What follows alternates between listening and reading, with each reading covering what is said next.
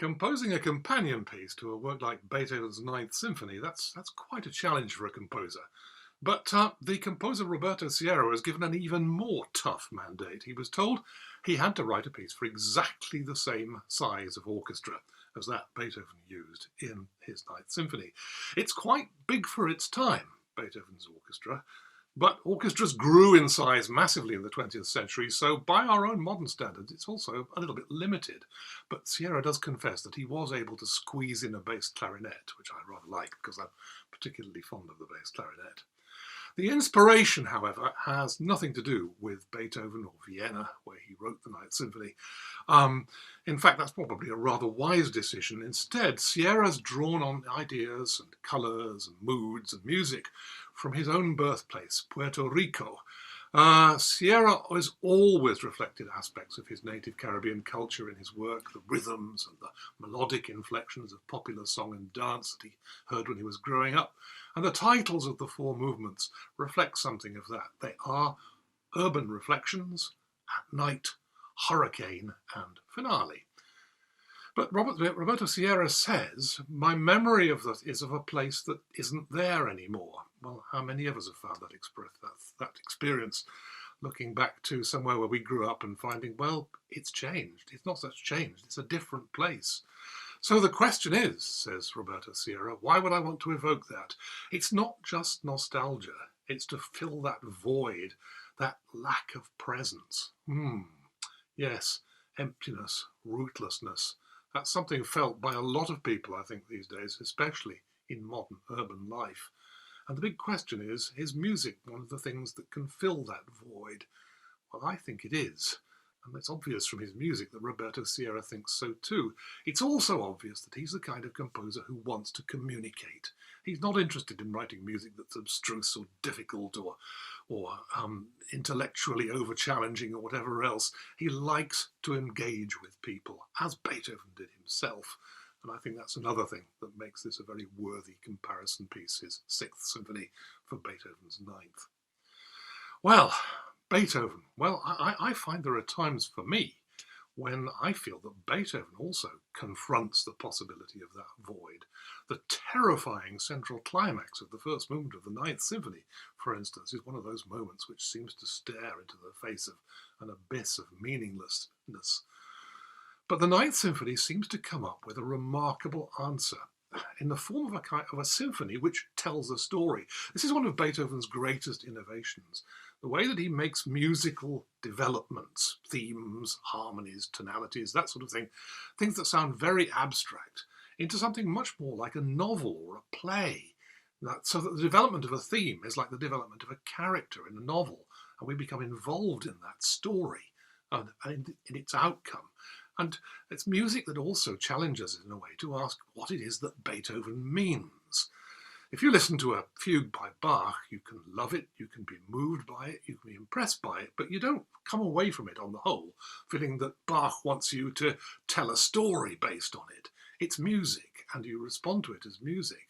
But Beethoven, you can tell in the Ninth Symphony, he wants you to say what it is this music is about for you.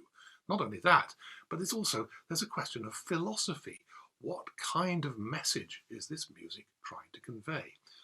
So how does he do that? Well, he begins with a kind of evocation of the void, one of the barest intervals in music, the bare fifth. That's all we hear at first, but gradually that two notes of that interval begin to grow into a theme.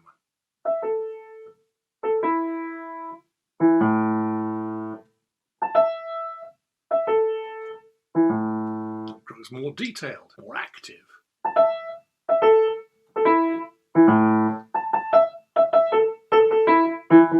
Until eventually it explodes into a fully fledged theme in its own right.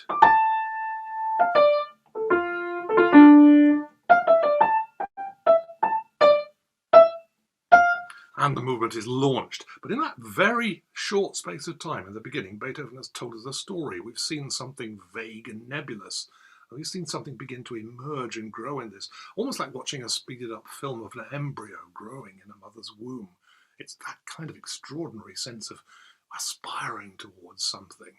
And the story of growth, search, striving for meaning and hope is contained and continued right the way through the symphony, through the amazing cosmic dance of the second movement, the scherzo, through the beautiful human contemplative mood of the third movement, and then into the remarkable finale, which begins with a wild dissonance. But then it seems as though the cellos and the basses are striving for something vocal, almost as though they're trying to reach towards words.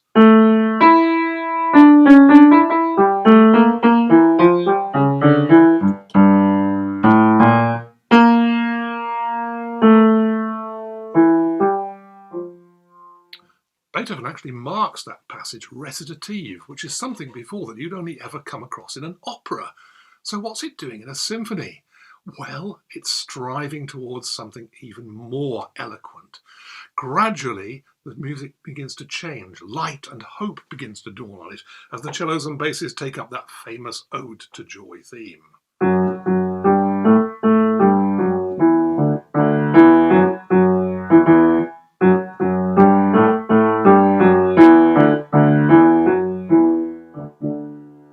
But then we're plunged back to the wild dissonance again from the very beginning of the movement.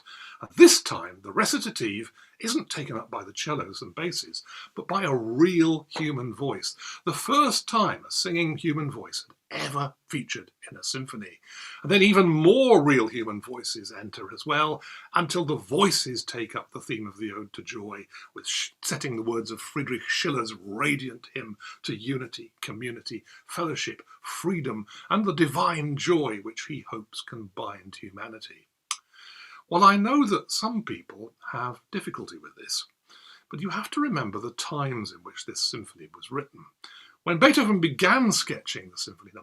9, that was in 1811, there was a still widely shared hope in the world by many that democracy might fight its way free from the old authoritarian world and create a better, fairer world for everybody.